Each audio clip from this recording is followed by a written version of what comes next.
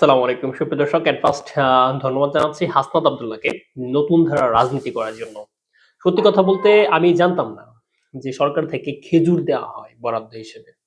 I am sure বা I think আপনিও জানতেন না যে সরকারিভাবে এত বরাদ্দ আসে। হাসনাত আব্দুল্লাহ বলেছেন যে খেজুর দিয়েছে তার এলাকায় ৩৯ বক্স এবং ঈদকে কেন্দ্র করে নাকি দুম্বাও দিবে। গরুর মাংসও প্রদান করা হয়। এগুলো কি আপনি জানতেন? আই থিংক জানতেন না। আমি ব্যারিস্টার সুমনের সময়ে শুনেছিলাম যে চাউল দেয় বিজিএফ কার্ডের মাধ্যমে চাল-ডাল হয়তোবা দেয়। এটা শুনেছি আমরা। কিন্তু এইজন্যে মানে হাসনাত আব্দুল্লাহ যেভাবে বলল যে খেজুর, মাংস এগুলো কেন্দ্র করে দেয়, কম্বল, অনেক কিছু।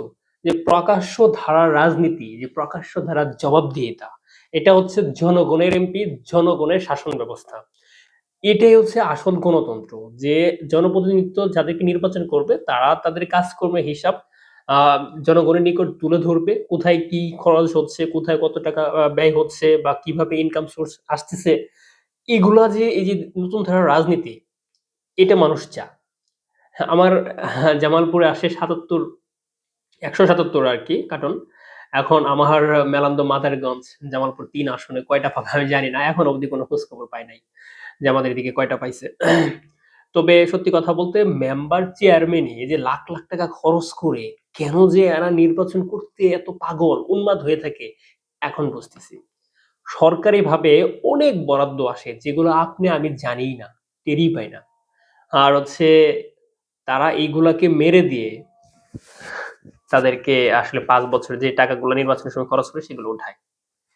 সত্যি কথা বলতে হাসনাত আব্দুল্লাহকে অসংখ্য ধন্যবাদ দিতেই হয়। কেননা তিনি কোন চেয়ারম্যানের কাছে কতগুলা কার্ড বন্টন করছেন এবং কত কেজি খেজুর কোথায় কিভাবে দিচ্ছেন এগুলো পাবলিকের সামনে যেভাবে প্রকাশ করছে।